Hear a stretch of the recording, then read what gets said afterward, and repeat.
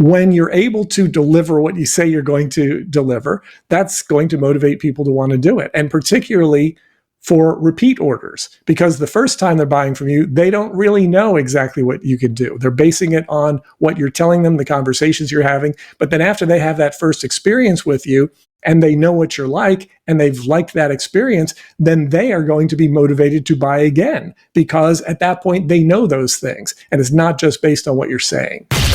Increase sales, improve margins, and grow your business. Guaranteed. Top secrets of marketing and sales. Now, David Blaise. Hello and welcome back. In today's episode, co-host Jay McFarland and I will be discussing what motivates buyers. Welcome back, Jay. Yeah, hey, it's good to be here, David. I kind of think, why would you need to know or have a discussion about what motivates buyers? I think it's because we assume everybody's like us. And that assumption can be completely wrong-headed, right? Yeah. I know Tony Robbins, in some of his material, talked about the fact that he's not motivational. His goal isn't to motivate people. And I thought that was a really interesting takeaway, because you look at somebody like Tony Robbins and you're like, well, that's what he does. He's motivational. He motivates people. But his goal is to educate people and to encourage people and nurture them and provide services that are going to help them in their lives. Like the rest of us, most of us in business, that's what we're supposed to do. We're supposed to provide products and services that help our customers. So when we talk about motivating a customer, there are a couple of different aspects to it, because one aspect of it is motivating them to buy, right? Once they have all the information, sometimes it's difficult to get people off the fence. So there's that aspect of motivation. But even in the earlier stages, what will motivate a customer to want to even have a conversation with you? What will motivate a customer to even go to your website to investigate what you have to offer? So my feeling is that motivation at lots of different levels is pretty much critical in business and in sales. Yeah, I agree. And also a recognition that people are different, right?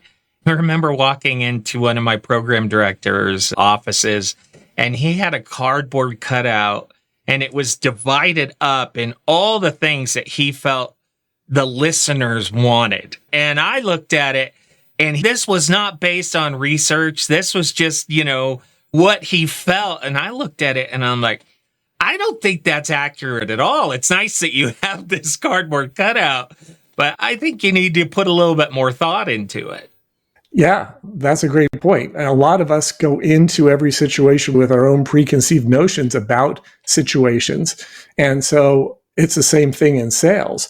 If we think that a customer is looking for X, Y, and Z, then that's all we're going to be talking about. But that's why I think the whole consultative aspect of selling is so important. Asking questions, diagnosing, finding out what the actual need is.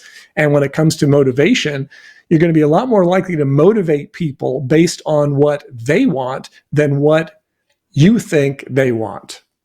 Yeah, I think about people who create the product from the product side instead of from the customer side, right? And we just assume I like it, right? I see it on Shark Tank all the time, right? These people are just so invested, and they mortgage their homes and they do all these things, and they don't have any sales, but they're just so convinced that this product is going to be something that everyone will love. And they're shocked to find out that nobody does. Yeah, it's like the old adage, when all you have is a hammer, everything looks like a nail. You're just like, look at this. This is the greatest thing in the world. Like, I don't want that. That's not what I'm looking for, right? So yes, when you take an approach that is product-centered instead of client or customer-centered, that's not likely to motivate people.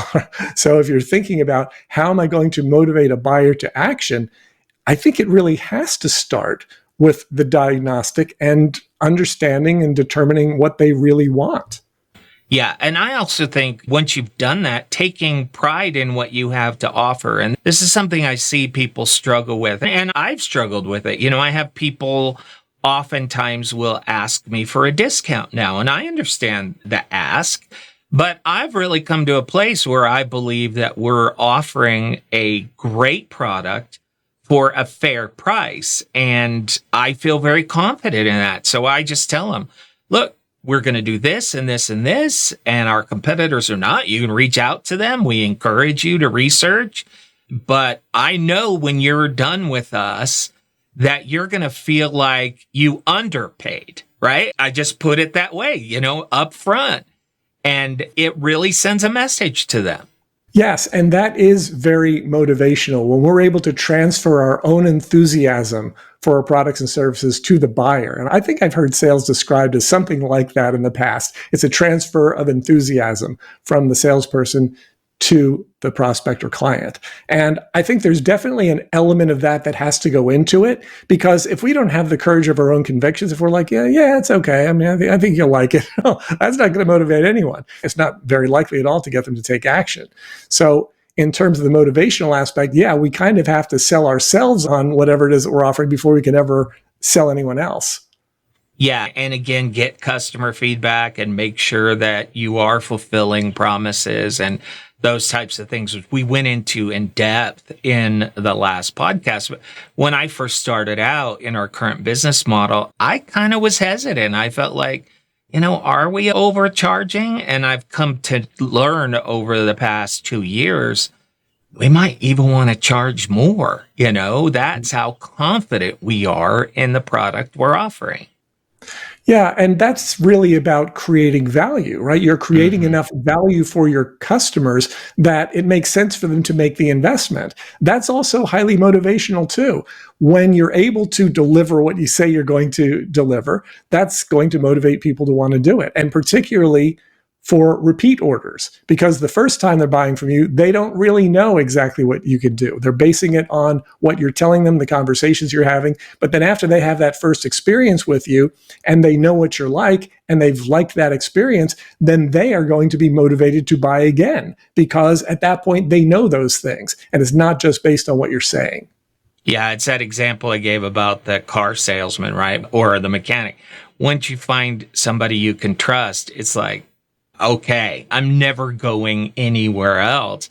And I would say I'm motivated, right? Instead of being hesitant, I've got to go find somebody and I'm not sure if they're going to be fair to me. I'm like, call them up, right? There's no doubt in my mind whatsoever.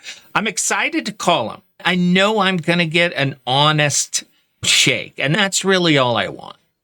Right. That's all we're looking for. And if you think about it, the idea of motivating buyers goes so well with what we were talking about in this most recent series of podcasts, where last time we were talking about building trust in sales. Well, trust motivates buyers, right? If they have that level of trust, that's going to motivate a buyer. Prior to that, we were talking about crafting a customer experience, giving them an experience that is positive, that is memorable, that they're going to remember in a good way. That also is extremely motivating. When you don't have those things, when you have a lack of trust, a lack of a good experience, a lack of enthusiasm from the salesperson, then it's very unlikely that they're going to be motivated to do much of anything other than get away from you as soon as possible.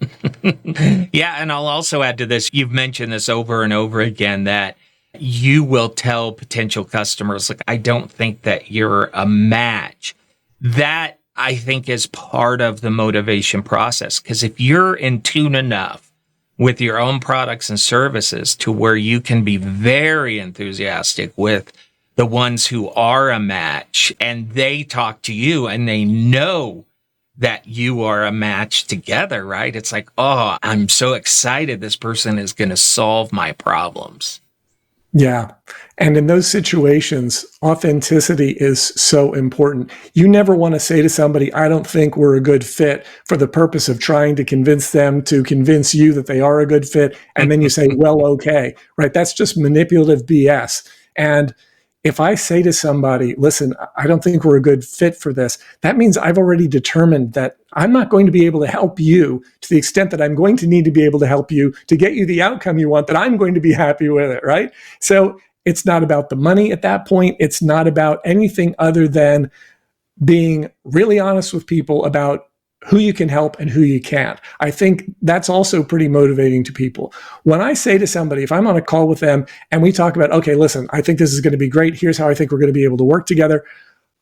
That's how I honestly feel. If I feel like I can't, I'm going to tell you exactly the same thing. So for people who share that enthusiasm, you're going to be able to work together. Now, if I'm really excited about working with somebody and they're not excited about working with me, it's still not going anywhere, right? That's not going to happen. And at that point, if whatever it is that I'm saying doesn't transfer that enthusiasm, then at that point, for that person, we don't have a good fit, so we're not going to work together. I've always said over the years, and I learned this one the hard way, like you learn most things, but I've always said over the years that if two parties to an agreement want to put something together, they'll figure out a way to do it. And if one of them doesn't, they won't, right? So if just one party to the agreement wants to do it and the other one doesn't, it's not happening. Both people have to want to engage in order for that business relationship or even a personal relationship to be successful. And talking motivation, that's also pretty motivating. Yeah, both sides motivated to come to the same outcome. I mean, what better situation can you have in a business model? I mean, that's the strike zone, right? That's where you want to be. All right. How can people find out more, David? Well, you can go to topsecrets.com/call, schedule a call with myself or my team. Love to have a conversation with you to see if we are a good fit to work together, if we can help you in any way, even on the call. If we don't end up working together, a lot of people are just helped on the call. We'll talk to you for roughly 45 minutes or so, walk you through where you are now in your business and where you'd like to be in terms of visibility, sales, and profits, the markets that you're going after, where you're successful with that, where you're not. We'll talk you through some things that will help you to operate your business better on the other side, regardless of whether or not we ever work together. So if it makes sense to have that conversation, love to talk with you. I love it, David. Once again, it's a pleasure. Thank you, Jay. Increase sales, improve margins, and grow your business. Guaranteed. Top Secrets. TopSecrets.com.